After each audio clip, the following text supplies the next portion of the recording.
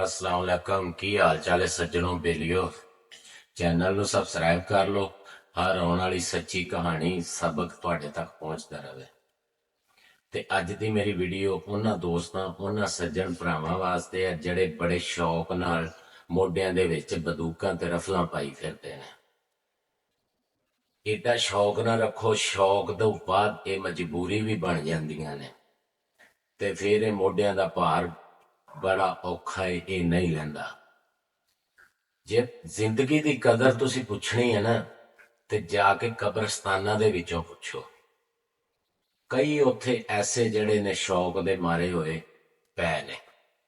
ਆਜ਼ਾਦੀ ਦੀ ਕਦਰ ਪੁੱਛਣੀ ਹੈ ਤੇ ਜੇਲ੍ਹਾਂ ਦੇ ਵਿੱਚੋਂ ਜਾ ਕੇ ਪੁੱਛੋ, ਜਿਹੜੇ ਇਸੇ ਤਰ੍ਹਾਂ ਤੁਹਾਡੇ ਤਰ੍ਹਾਂ ਸ਼ੌਕ ਦੇ ਵਿੱਚ ਮੋਢਿਆਂ 'ਚ ਪਿਸਟਲ ਪਾਉਣੇ, ਰੈਫਲਾਂ ਪਾਉਣੀਆਂ, ਬੰਦੂਕਾਂ ਪਾਉਣੀਆਂ, ਜਜ਼ਬਾਤ ਦੇ ਵਿੱਚ ਆਣ ਕੇ ਆਪਣੀ ਬੰਦੂਕ ਦੀ ਖੁਸ਼ੀ ਦੇ ਵਿੱਚ ਆਣ ਕੇ ਕਿਸੇ ਨੂੰ ਨੁਕਸਾਨ ਪਹੁੰਚਾ ਕੇ ਤੇ ਉਹ ਅੱਜ ਜੇਲ੍ਹਾਂ ਦੀਆਂ ਸਲਾਖਾਂ ਦੇ ਪਿੱਛੇ ਆਪਣੀ ਜ਼ਿੰਦਗੀ ਬਸਰ ਕਰ ਰਹੇ। ਬਹੁਤ ਔਖੀ ਹੈ ਜ਼ਿੰਦਗੀ। ਤੇ ਇਸੇ ਤਰ੍ਹਾਂ ਹੀ ਜਿਸ ਤਰ੍ਹਾਂ ਅਸੀਂ ਹੈ ਨਾ, ਇਸੇ ਤਰ੍ਹਾਂ ਹੀ ਇੱਕ ਜੰਗਲ ਦਾ ਬਾਦਸ਼ਾਹ ਹੈ ਨਾ, ਸ਼ੇਰ। ਜੰਗਲ ਦਾ ਬਾਦਸ਼ਾਹ ਸਮੁੰਦਰ ਦੇ ਵਿੱਚ ਆਪਣਾ ਜਿਹੜਾ ਨਾ ਸ਼ਿਕਾਰ ਨਹੀਂ ਕਰ ਸਕਦਾ। ਜੰਗਲ ਦਾ ਬਾਦਸ਼ਾਹ ਹੈ ਤੇ ਸਮੁੰਦਰ ਦੇ ਵਿੱਚ ਨਹੀਂ, ਪਾਣੀ ਦੇ ਵਿੱਚ ਸ਼ਿਕਾਰ ਨਹੀਂ ਕਰ ਸਕਦਾ। ਤੇ ਇਸੇ ਤਰ੍ਹਾਂ ਜਿਹੜੀ ਮਛਲੀ ਹੈ ਨਾ, ਮਛਲੀ ਉਹ ਜੰਗਲ ਦੇ ਵਿੱਚ ਆਣ ਕੇ ਸ਼ਿਕਾਰ ਨਹੀਂ ਕਰ ਸਕਦੀ, ਉਹ ਖੁਦ ਸ਼ਿਕਾਰ ਹੋ ਜਾਂਦੀ ਹੈ। ਜਦੋਂ ਉਹ ਆਪਣੀ ਜਗ੍ਹਾ ਛੱਡਦੀ ਹੈ, ਆਪਣੇ ਆਪ ਤੋਂ ਬਾਹਰ ਹੁੰਦੀ ਹੈ, ਜਦੋਂ ਪਾਣੀ ਚੋਂ ਬਾਹਰ ਨਿਕਲਦੀ ਹੈ ਖੁਦ ਸ਼ਿਕਾਰ ਹੋ ਜਾਂਦੀ ਹੈ। ਜੰਗਲ ਚ ਆਂਦੀ ਹੈ ਜਾਂ ਜਿੱਥੇ ਵੀ ਪਾਣੀ ਚੋਂ ਬਾਹਰ ਨਿਕਲਦੀ ਹੈ ਸ਼ਿਕਾਰ ਹੋ ਜਾਂਦੀ ਹੈ। ਤੇ ਇਸੇ ਤਰ੍ਹਾਂ ਹੀ ਜਿਹੜਾ ਸ਼ੌਕ ਰੱਖਦੇ ਹੋ ਨਾ ਕਿਸੇ ਨੂੰ ਸ਼ਿਕਾਰ ਕਰਨ ਦੇ ਬਾਰੇ ਜਾਂ ਕਿਸੇ ਨੂੰ ਦਿਖਾਉਣ ਦੇ ਬਾਰੇ, ਇਹ ਮਜਬੂਰੀ ਬਣ ਜਾਂਦੀ ਹੈ। ਮਜਬੂਰੀ ਦੇ ਵਿੱਚ ਆਣ ਕੇ ਤੁਸੀਂ ਨੁਕਸਾਨ ਕਰ ਲੈਂਦੇ।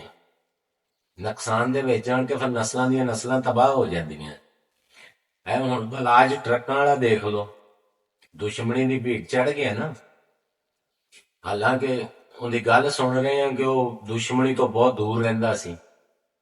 ਹਾਂਜੀ, ਤੇ ਲਿਹਾਜ਼ਾ ਇਹ ਸਾਰਿਆਂ ਭਰਾਵਾਂ ਵਾਸਤੇ ਗੁਜ਼ਾਰਿਸ਼ ਆ ਕਿ ਜਿਹੜਾ ਨਾ ਇਹ ਜਿਹੜਾ ਤੁਸੀਂ ਅੱਜ ਸ਼ੌਕ ਕਰ ਰਹੇ ਹੋ ਨਾ, ਇਹ ਕੱਲ ਨੂੰ ਤੁਹਾਡੀ ਮਜਬੂਰੀ ਵੀ ਬਣ ਜਾਏਗੀ। ਕਬਰਸਤਾਨਾਂ ਦੇ ਵਿੱਚ ਪਾਕਿਸਤਾਨ ਦੀਆਂ ਤਾਰੀਖ ਦੇ ਵਿੱਚ ਦੇਖੋ, ਸ਼ਹਿਰਾਂ ਦੇ ਸ਼ਹਿਰ, ਪਿੰਡਾਂ ਦੇ ਪਿੰਡ ਤਬਾਹ ਹੋ ਗਏ। ਕਈ ਪਿੰਡ ਐਸੇ ਨੇ ਜਿਨ੍ਹਾਂ ਦਾ ਨਾਮੋ ਨਿਸ਼ਾਨ ਹੀ ਨਹੀਂ ਰਹਿ ਗਿਆ। ਇਹਨਾਂ ਸ਼ੌਕ ਦੀ ਵਜ੍ਹਾ ਤੋਂ ਚੱਲਿਆ ਹੋਇਆ ਤੋਂ ਬਾਅਦ ਚ ਦੁਸ਼ਮਣੀਆਂ ਬਣ ਗਈਆਂ, ਬਾਅਦ ਚ ਖਾਨਦਾਨਾਂ ਦੇ ਖਾਨਦਾਨ ਹੀ ਤਬਾਹ ਹੋ ਗਏ। ਤੇ ਲਿਹਾਜ਼ਾ ਇਹ ਗੁਜ਼ਾਰਿਸ਼ ਕਰਨੇ ਆ ਕਿ ਸ਼ੌਕ ਕੋਈ ਇਸ ਤਰ੍ਹਾਂ ਦਾ ਕਰੋ ਜਿੰਦੇ ਚ ਕੱਲ ਨੂੰ ਤੁਹਾਨੂੰ ਨੁਕਸਾਨ ਨਾ ਆਏ। ਹੱਸਦੇ ਰਹੋ ਤੇ ਵਸਦੇ ਰਹੋ।